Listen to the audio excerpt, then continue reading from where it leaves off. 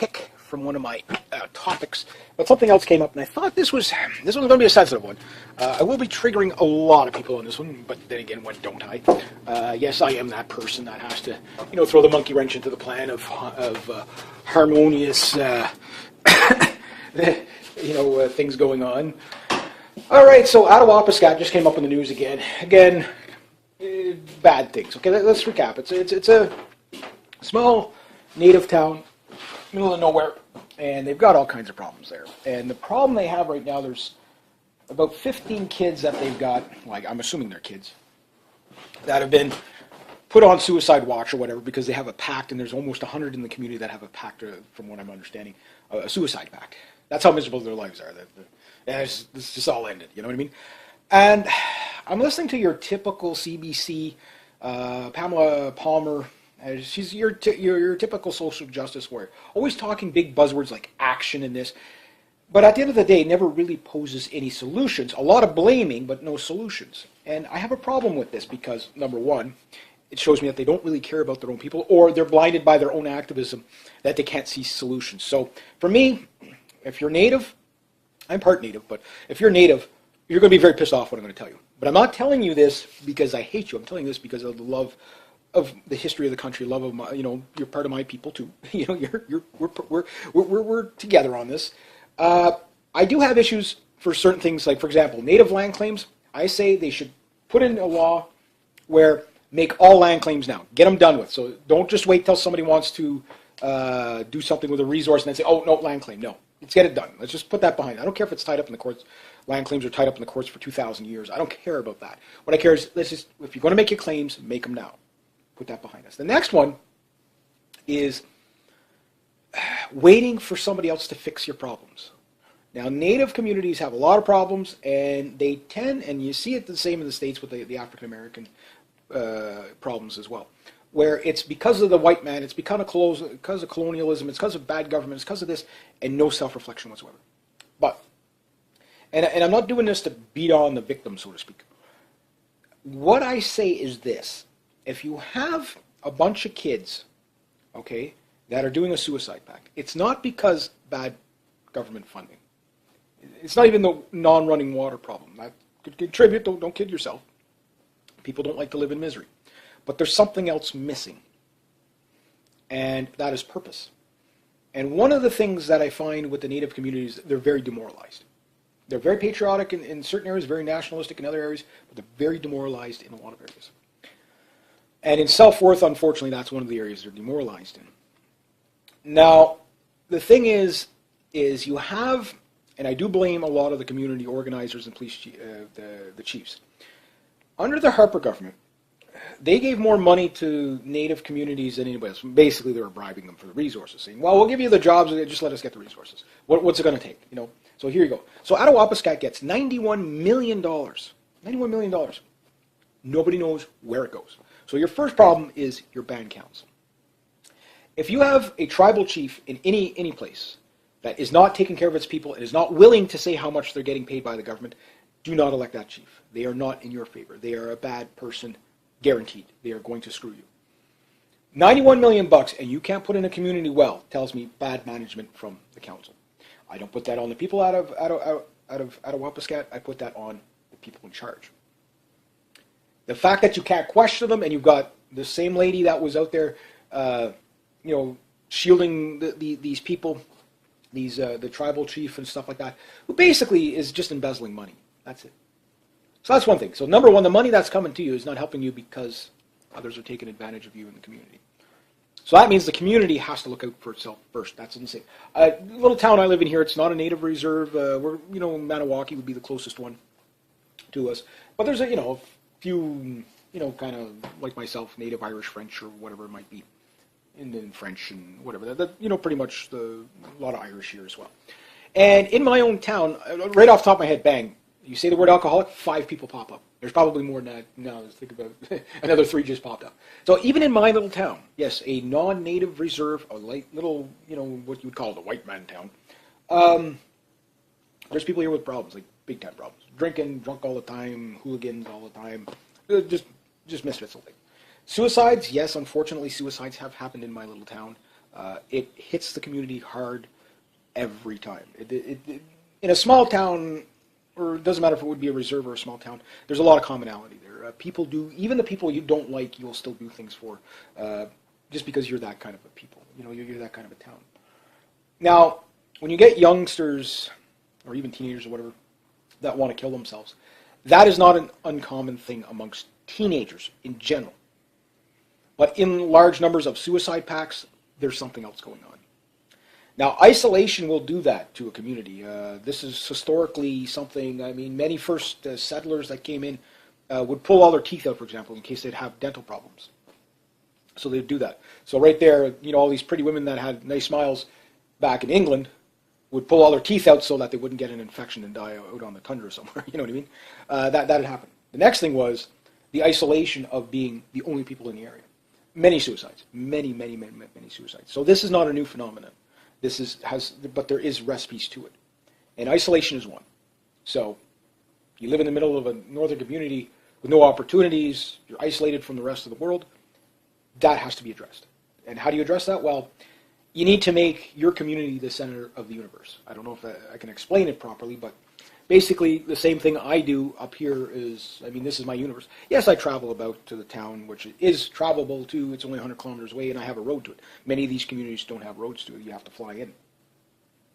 So you have to make, your entertainment, you can't let the boredom get to you. As simple as that sounds, and, as dramatic as that sounds, it's amazing how much being bored can contribute to depression. It is unbelievable. And again, depression, I wouldn't wish that on my worst enemy. So that's one thing. So you have to make your world the center of a universe. How do you do that? Well, you're going to do that through strong community. Plays, cultural. It's not like the Aboriginals don't have enough cultural things to share. They got great things. I love going to powwows. I love that type of stuff. It's awesome. You learn so much. But the people that are going to be the happiest are the ones that are going to be the most social. So that's the thing. So antisocial behavior, when you witness that, you don't have to hover over the person. But go see how they're doing that day. Just sometimes somebody not talking to somebody for like 2 weeks on end or whatever, just going up and say hi to them will just lighten them up. Get them out of their own head. That's the thing. So there's no money you can throw at this. This is all war of the mind. You have to get people out of their own head. That's the other thing. Now, that's a person that doesn't have any other monkeys on their back, meaning no drugs, no alcohol. The drugs and alcohol thing, that has to be, there's no money you can throw at that. That is a personal choice thing, and the only thing that can nip that in the bud is strong of mind, strong of character, and supporting love from a family. That's it. So those are solutions. Easily to achieve? No, definitely not. Now, as far as the shanty shacks and stuff like that, well, there's a problem. If you are waiting for the government to buy you whatever, you're going to only get so much money per year. And I know on Native communities, they'll get the money at whatever intervals throughout the year, and the band council decides in some reserves what to do with it. Now, under the Indian Act, the people can't make personal choices on what they're given. It's anything on a reserve belongs to the band. It doesn't belong to the individual. So technically, property rights for natives kind of exist for the band, but not for the individual. The rest of Canada, nobody has property rights, according to the Constitution. Just so you understand where we are legally. Now, the problem with this is, if you're getting somebody else's budget and timeline, you could be on a long budget and timeline, meaning you won't have running water, you won't have heat in your house, stuff like that. So you need to come up with a way to provide this. Easier said than done, sure. But what must happen is it has to happen from within the community, meaning a solution would be having your own native tax. Yes, taxing yourselves, only for yourselves, spreading amongst your people. But it must be decided by the community what happens, not by a band council, but by the community what happens to the stuff. Because this is what the rest of Canada should be doing as well, and we're not doing that. Governments and band councils have a lot in common of corruption, where they take care of themselves, make themselves bigger, have a meeting to decide when the next meeting is, but what they don't do is take care of the people. Some are better than others. Some native reserves have phenomenal chiefs that really care about the communities. They got like 4 casinos. Everybody has a job. When First Nations, when they turn like 18 or whatever, they get that big check. 100,000, 18,000, 36,000, whatever they might get, depending on the wealth of the community, right? they get that big check. Not all communities get that, I know that, but a lot of them do. Now, do they squander that money? Well, if you just give somebody, give an 18-year-old a check, it's gone. You give an 18-year-old a check with a drinking problem, it's gone in a week. That type of thing. So you have to take these things into consideration, how you spend that money.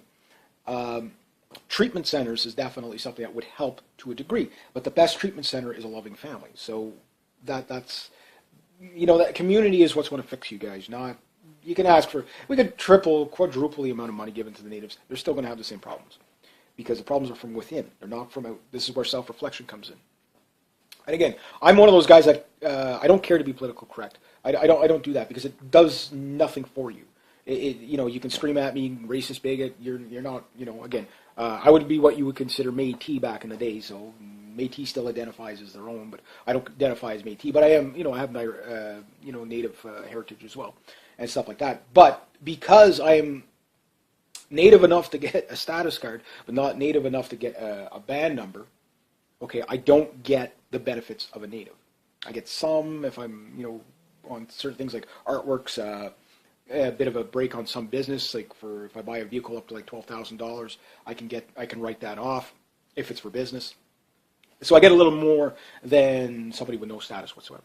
But on the other hand, I don't have a band number, so I can't just go out into the bush and hunt, moose or deer or saber-tooth squirrels, whatever it is I want to hunt. I can't just do that. I still have to buy the white man license. I still have to buy that stuff, right? I still have to get the hunting license. Still have to do that. Still have to all that. So I don't get those benefits. But because of that, some struggle is kind of good in the sense that I know nothing's going to be handed to me, therefore I have to do it for myself. The problem with complacency of welfare, and I'm not dissing anybody or anything like that, but you have to think about it logically. If you are waiting for the government to give you a better standard of living, understand whether it's a tribal council or a the government of Canada, they're setting the pace of your quality of life. That should say everything you need to know. That should tell you everything you need to know. So you have to be willing to what standard they're willing to let you live at. Does that sound like something you really want to chase after? You could chase that bus forever and a day of you owe us this, you owe us that, and whatever. But do they ever come through? It's been 500 years since colonialism, pretty much, the French landed here or whatever and started to make it into a country, made it into New France or whatever. And then eventually Rupert's Land, and then eventually into Upper Canada, and then, up to Canada, right? So it's been a long history. And in that 500 years, if you look at the history, it pretty much tells you. Now, there's a lot of bad blood there, I get that. But right now is a time when natives have never had the ability to be able to do the best for themselves. But they have to do it for themselves. So I can guarantee you the lifestyles of these people, they probably have pretty rough households. Probably a lot of drinking. So that's one. So community has to, I know in the Inuit up north, from dusk till dawn, which is like 6 months, is prohibition. Okay? Doesn't mean there's no drunk natives up there, or Inuit up there. But then kids resort to other things. What do? Sniffing gasoline. Education will go a long way, but there's still you got to keep an eye on it. You got to know what your kids are up to. You can't leave a teenager in their own head. It doesn't matter if they're native or not. You can't leave a teenager in their own head. You got to get them out. You got to give them purpose. So that's where ingenuity of the people is going to have to kick in, where you have to think about it, especially when you get like a good part of the year looks like this. It's very easy to get depressed in this kind of weather. It's it's middle of April and there's it snowed 4 inches the other day, an inch the day before. It's snowing to the north, over in Maniwaki right now. Apparently, it's snowing over their reserve right now. So yeah, it makes for like, oh my God, get it over with. I can get that. But the devastation of the community is more from within than they realize, and this is the problem that it can also be fixed from realize. So the solutions aren't easy, but it will always come from within. But the bigger things like the running water, the rundown buildings, most people don't take care of things they don't earn, in the sense of not entitled to, earn. Meaning you take a house, you build it from the ground up, you bought all the materials yourself, trust me, you're going to take care of that thing. It's amazing how much you're going to try to keep that thing going. The house I'm sitting in here, my mom and dad built this back from the 1970s. And, it's not the best house in the world, but, you put everything into it, right? And that reflects, you do get a pride from that. And it's not just about houses, but there's just an example. So that's the other thing. The houses themselves, you can give these people enough money to do whatever they want. It's the will that you need to. So that's from within the community. And there are natives that I've met that do extremely well and get this. And they don't drink, they don't do drugs, whatever. That, I think, is probably the thing that keeps them so far ahead of the rest of the tribe, so to speak, is that they stay away from the drugs and the alcohol. I love native people. They're awesome, nicest people you'll ever meet, but they turn into freaking gremlins when they drink. It's just, I don't know what it is. Someone said it's native blood, for some reason, can't seem to metabolize the alcohol quick enough, and they go nuts. And it's true, they do. I have seen enough natives drunk that I know that they go nuts when they get drunk. And I also understand the tribal mentality of sharing, that nobody says no to each other. And everybody always tries to get their fair share when a bottle's passed around. So it's like, can I have some? Sure, here you go. What's mine is yours, yours is mine. There's no ownership in the tribe. And I get that. That still lingers today in a lot of tribes. But that's also where lushism kind of comes in when it comes to booze and stuff, which leads to your alcoholics. So that is a big thing. So yeah, you can blame the white man forever and a day and stuff like that if you want to. But you're not going to get anywhere doing that. You need real solutions, not people pretending to give you solutions on the CBC saying, we need to take action, but there's nothing suggested. They don't want action. Girls like her, Pamela Palmer, she is the worst type of social justice warrior because she's so damaging to her own. Now, maybe at her heart she might be a good person, but I think she's really into it more for the funding for herself. It just seems that way. It just seems that way. Because, again, she was against open transparency on the tribal chiefs having to show how much they're getting. And these tribal chiefs get paid ridiculous amounts of money. Some of them up to close to $1 million. $1 million. Now, there's not one chief on this planet that is worth $1 million in their job. No. There's not one politician on this planet that's worth $1 million at their job. So, to me, that is unreasonable. That money could be, for $1 million in a town like Attawapiskat, you could have running water. You could start to put in things to make food cheaper, such as start building a hydroponics lab to grow food during the winter, not for weed, but for food, stuff like that. You could have recycle plants. You could have all these things that could make the town completely 100% self-sufficient so that you could have purpose. Here, we're going to go and do this. We're going to produce our own maybe fuel, maybe food, maybe whatever it is. Up north, same thing. Everything runs off of kerosene and oil and natural gas. I get that. Pipelines going up there, yes, it's a sensitive area, but that would benefit those people. The other thing is get out of there. That's the big one. Get out of there. Come out to the real world. Welcome to the real world. Go get a good job, work your way up, put yourself through school, do whatever you got to do. And a lot of the thing is you can do a lot of that stuff. If you're a native, you can pretty much go to get your schooling paid for you anywhere in the country. Take the best opportunities. Use your advantages to take the best opportunities you can. And if you can't do it yourself, encourage others under you to do this. Why? Because, again, rising tide floats all boats. So the native that gets a doctorate degree, goes back to his own community, and becomes a community doctor there, helps the tribe, right? So that type of thing. So, there is these type of things. They're not easy to accomplish, and they're not going to be accomplished overnight. As for the immediate of depression and stuff like that, when the problem is the emotions of the head, a pill won't work for that. Because whether you're giving somebody a depressant by pill form or drinking it in a bottle or sniffing it in gasoline, which I do not recommend you do, you will kill your brain cells. It will be a horrible aging process for you. You will have Alzheimer's at a very young age if it doesn't kill you, in the first place. And these things, again, how bad they are on the reserve, it has to come from the community. It's the only solutions that are there. Nobody has all the answers. But you can't scapegoat it. You can't say, well, it's because of what happened 500 years ago, or this or that, or the public school, the boarding schools, or whatever. That's behind you. You move forward. You have to move forward with your community. But you have to have purpose in that community. What's this community for? To exist or to thrive? How do we thrive? Well, how do you thrive with no money? I get that. But that's the problem. You're getting all kinds of money coming in. How do you spend that wisely? Do you leave it up to the chiefs and the band council, or do you take action as people say, for the money, we want to know every cent that comes into this reserve. We want the people to judge what we want to do with it. So is it education? Is it another social program, another community center, another lodge, whatever? Okay, fine. Whatever it might be, the people decide. But do you really need another lodge if you've already got 3? You know what I mean? Okay, well, here's one healing lodge, two healing lodge. Well, this is the big one. Okay, great. Well, now you've got three things to take care of, but did you really need that third one? Would something, opportunities to get your young out into the real world, going, maybe take some of that money, use it to get these kids to go to school somewhere else so that they can get an education, whatever, meet other people, bring stuff back to the community, that type of thing. You could use it for that.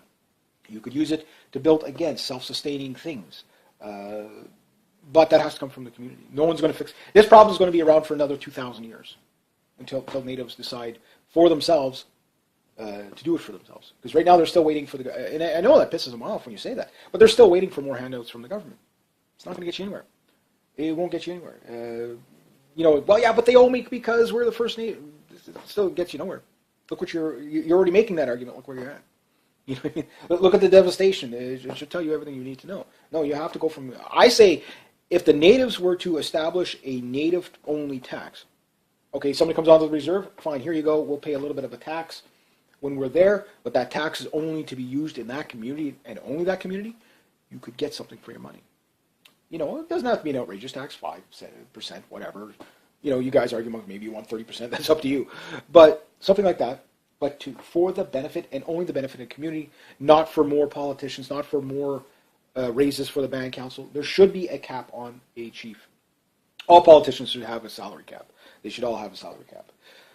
But transparency of that is the first step. So those people have let you down, shame on them.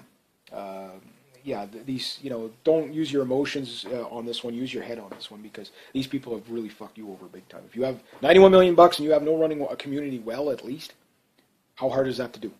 Yes, it's the Arctic, but I mean, we got dynamite, we can drill. We'll find water, like that type of thing. There is no reason for that. And the fact that you can't audit where that money went, that tells you everything else you need to know. So, at the end of the day, the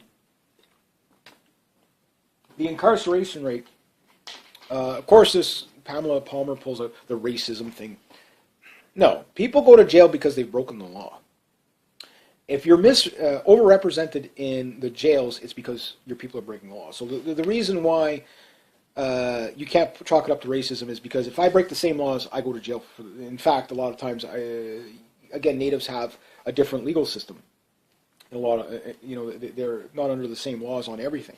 So they even get a bit of a break on that. But, depending on where they commit the crime. But the thing is if you break the law, you're going to go to jail somewhere.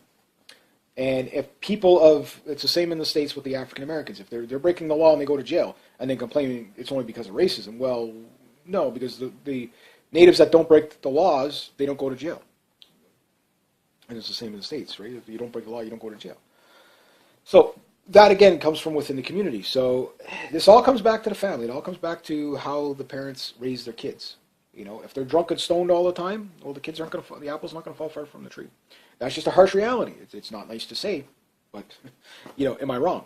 Am I wrong? Again, you can call me whatever you want. I don't care if you call me racist, but it means nothing to me. I'm just saying, if you want solutions, the solutions are you have to nip that stuff in the bud. How you go about it, that's up to you.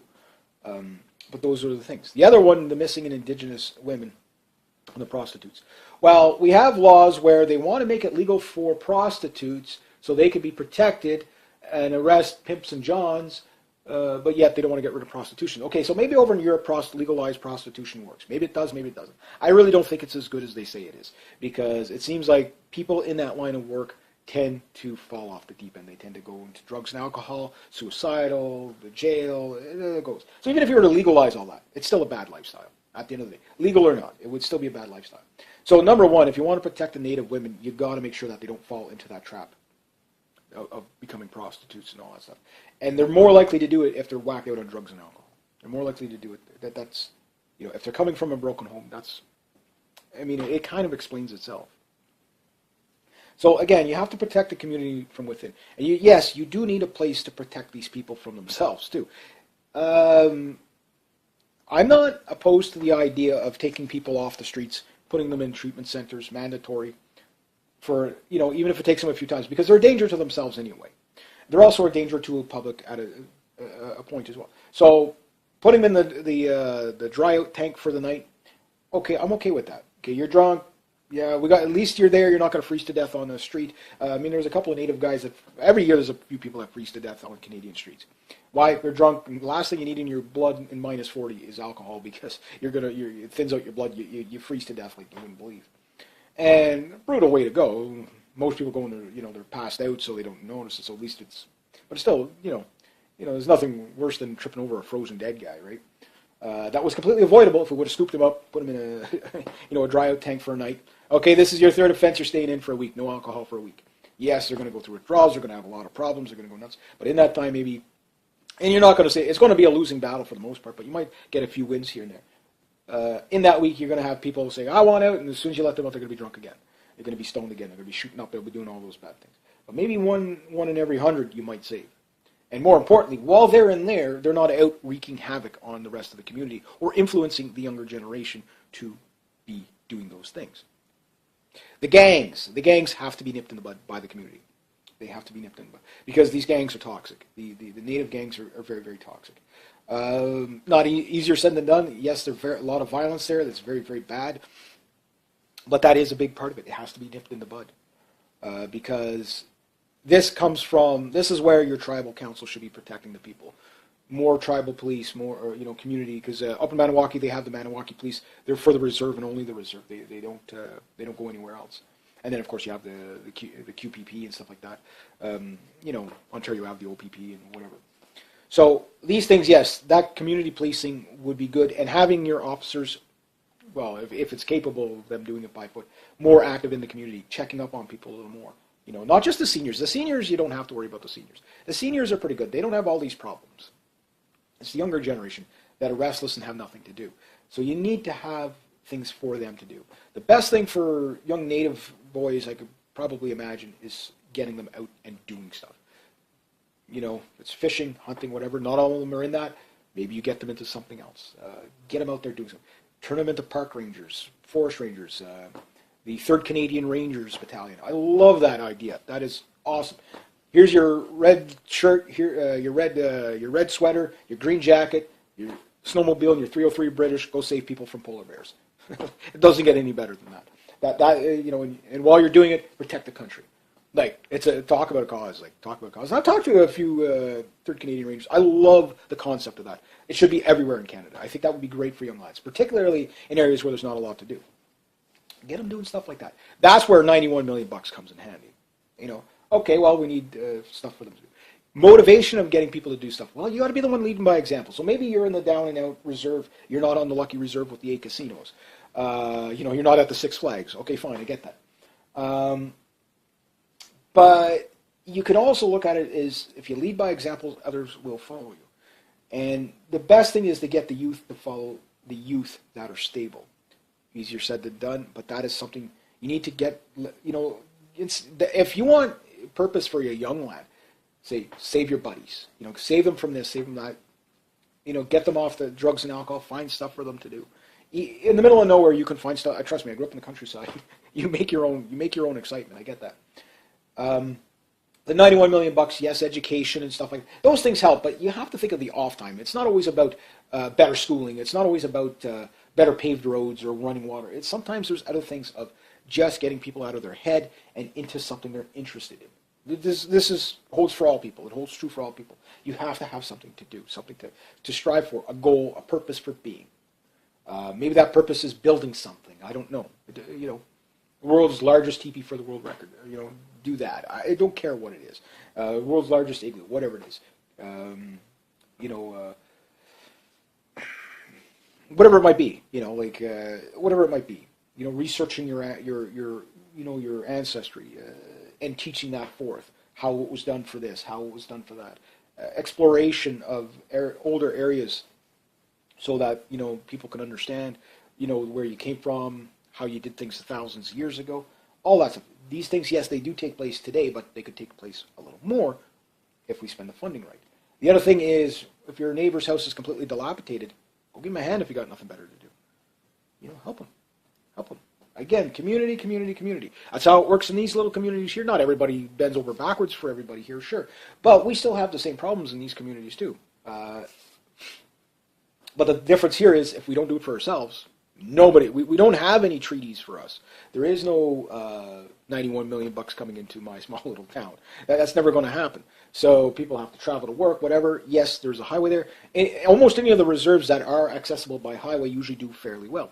But the ones that are out in the middle of nowhere that you got to fly into like that, again, having maybe a reserve-based airplanes, teaching kids how to fly, go flying, get them into flying, that type of stuff.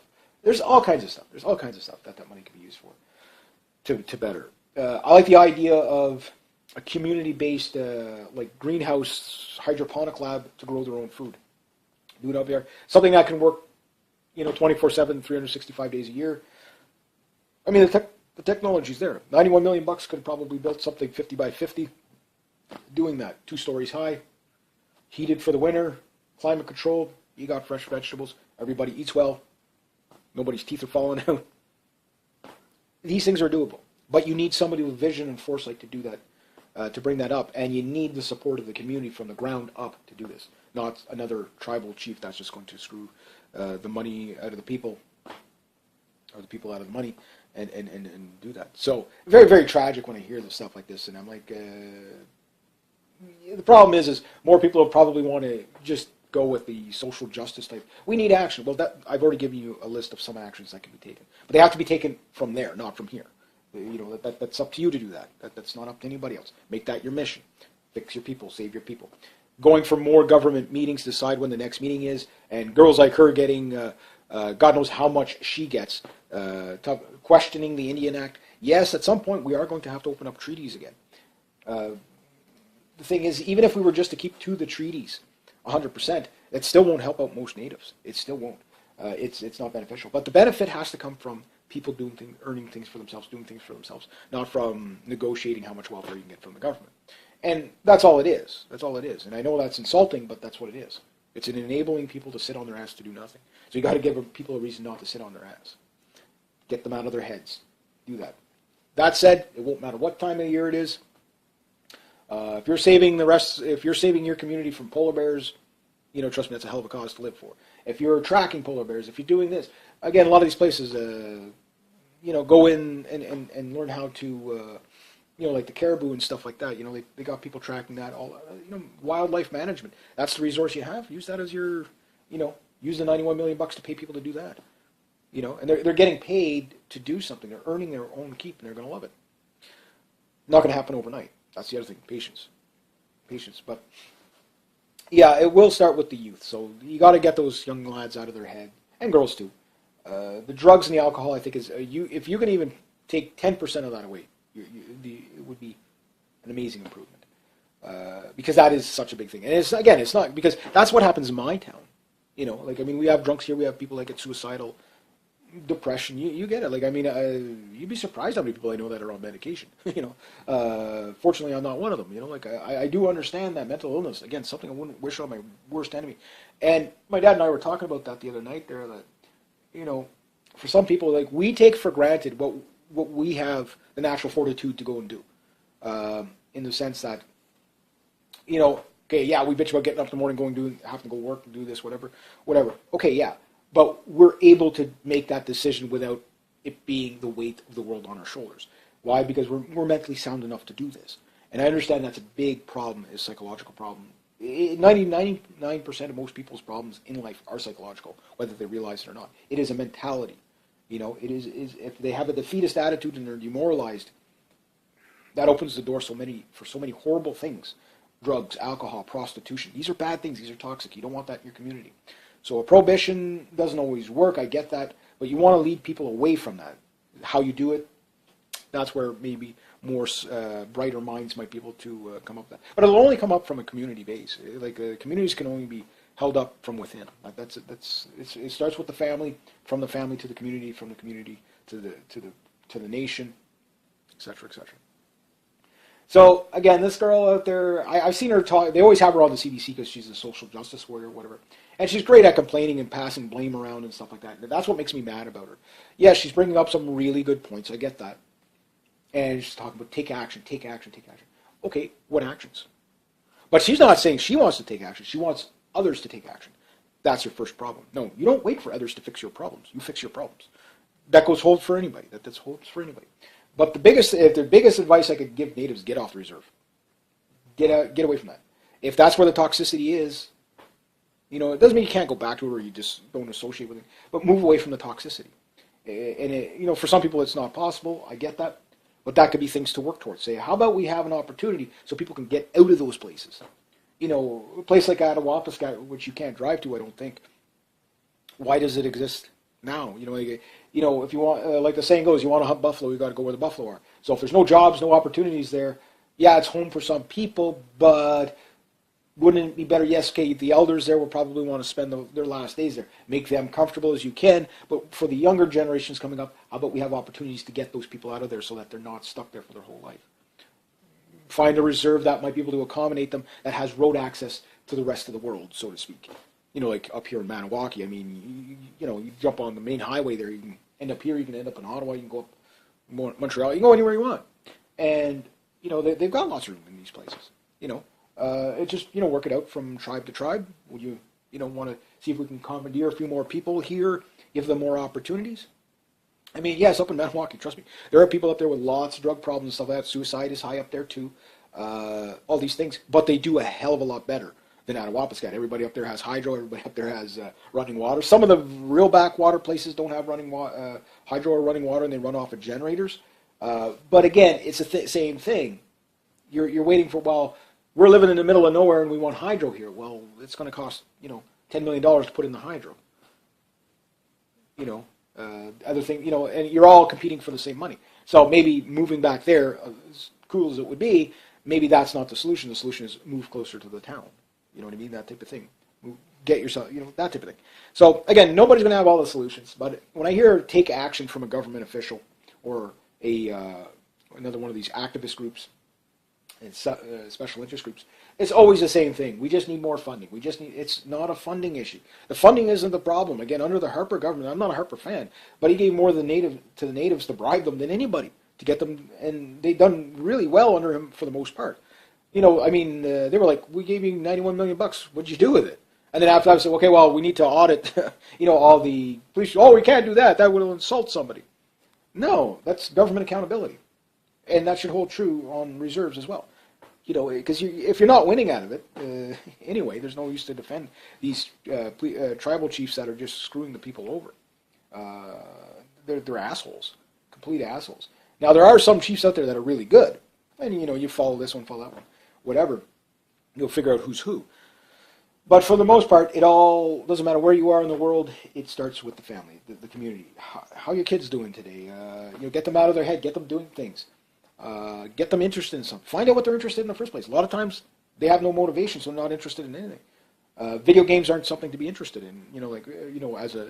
That's not interest. That's passing the time, killing time. There's nothing better to do. Drugs and alcohol, it's killing time. They've nothing better to do. Give them something better to do. That's where the programs would help the people. But the people have to come up with the programs for themselves. What would best serve their community? That's the thing. But get the kids out of their head. Best way to get them out of their head is keep them busy. There's only so many ones that'll be interested in sports. There's only so many ones that'll be interested in educational stuff. Some will be interested in more outdoorsy things. Some will be not so outdoorsy. Kids are kids, right?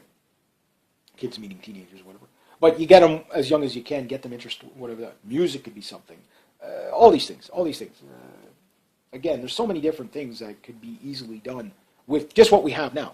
We don't even have to change the funding at all. It's just redirect it instead of to these secret salaries of these chiefs. Say, okay, well, rather than you getting $1 million a year, $250,000 a year, we're going to cut that down to maybe $30,000 a year and give the rest to the people. Where it's supposed to go. Rather than just give the people the cash outright, say, okay, well, you need this in your house, you will get this. You will get this, you will get this. Rather than wait for the budget to be passed, oh, such and such needs something over there. Do you need a hand with that? Okay, let's help fix that roof. That's what people do around here. That's what people, it's not, okay, you need a roof, I'm going to buy you a roof. No, it's like, okay, well, you need a hand with your roof. You know what I mean? Like, these little things go a long way. Plus, the simplest things you can do is just go visit people. Why get out of the house? Get out of your head. Whatever. That's the simplest thing you can do is just communication with other human beings. You get people stranded in the middle of nowhere not communicating. That's a recipe for disaster right there. So that's the thing. But the drugs and the alcohol, I think, are the biggest things. But that's only going to come from a community-based solution. And how you go about it, again, I can make suggestions all day, but the people have to be for it. So yes, the people that are drunk 24/7 in the middle of the town being hooligans, and tripping all over the place, yeah, maybe put them in the cell for a couple of days, dry them out. They're not going to like it, but why subject the rest of the tribe to that? You know what I'm saying? Now, mind you, if you have a real problem, you might have too many people in the cells, right? You might not have enough cells. I get that. Problems to be worked out, but it is just an idea. So that's my take on it. You like it, you don't like it. I'd rather be honest with you than, again, when I watch this girl, I've seen her like a ton of times, and she's part of the Idle No More movement and all that, and it's just such a misguided thing to do to those people from within. It's no different than like Al Sharpton or Jesse Jackson with the Black Lives Matter thing. It's no different than that. It really is toxic to their own cause. And it's done on purpose. It's to keep them in that victim mentality all their lives. And they're not victims. They're strong people. They just need to realize it, that's all. And strong people doesn't mean you have to bully anyone else. It means you have to take care of your own. You have to want to take care of your own. You have to do it from within. And it all starts with the family. It all starts with the family. But anyway, that's my take on it. You guys tell me what you guys think about it. And just when I see this stuff, I'm like, because it is something that can be solved to a great degree. You're never going to have utopia, I get that. But a lot of it's so unnecessary that it's like, okay, well, if you just do this, I could tell you what to do. That's stop drinking, stop doing drugs, don't let your daughters become prostitutes. There, problem solved, right? No, you have to take action on it, real action on it, and that action has to come from within the community. And you have to do that in such a manner that it gets the next generation into that mindset of doing things for themselves, not waiting for the handout, not waiting to get the payback from Rupert's land, you know what I mean, or New France, or colonialism and whatever. Put that stuff on. That's the past. It's a history. You can teach it, whatever, but move forward. Okay, well, what does my people need now? That type of thing. I forget what the other one was. I think it was last week or whatever. They were talking about these kids breaking out in hives and everything on one of the reserves because they can't afford the people there can't afford laundry soap and stuff like that. So I'm looking at this and I'm saying, okay, so we're spending money on Syrian refugees. Well, really economic migrants because they were taken from safe countries. And we're not taking care of our own first. That pisses me off. Now that stuff, yeah, fight for that. But on the other hand, again, for $91 million, people, I didn't go there, but you get the idea. For the funding coming in, you're telling me not everybody, okay, if that is an issue, have a community laundromat. If there's not a lot of water to go around, we'll have a community water, a recycling plant to use the water over, that type of thing. Community soap so they can wash their bed sheets, they can wash this, they can wash that, and not break out into these hives from the bugs or whatever. So these things are achievable. They're very achievable with slight alterations, no new money needed, but it does have to come from the community. That's where your actions are going to be, is from the community, not from the government, not from people crying and whining who to blame. It's from the people who take action themselves, leading by example. That's all you can do. So easier said than done, yes, but you got to start somewhere.